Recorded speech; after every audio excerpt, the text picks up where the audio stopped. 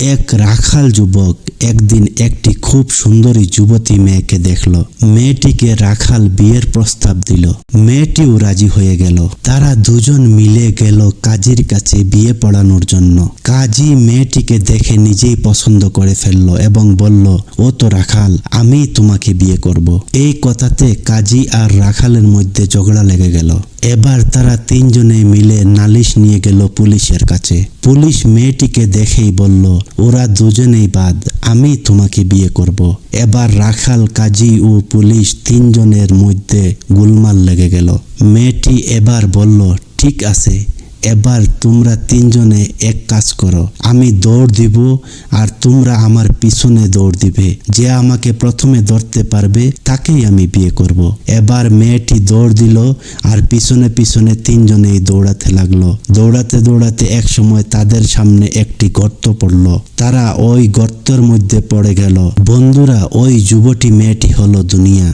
যার সৌন্দর্য আমরা যেই দেখি সেই মুগ্ধ হয়ে যাই আর তার পিছনে ছুটতে থাকি। কিন্তু ছুটতে ছুটতে এক সময় আমাদের সামনে কবরের গর্ত এসে যায় আর আমরা ওই গর্তে পড়ে যাই আর দুনিয়া আমাদের থেকে হাতছাড়া হয়ে যায়। আল্লাহ তাআলা আমাদের সবাইকে দুনিয়ার লোভ ছেড়ে আখিরাতের লোভী হওয়ার তৌফিক দান করুক। আমিন।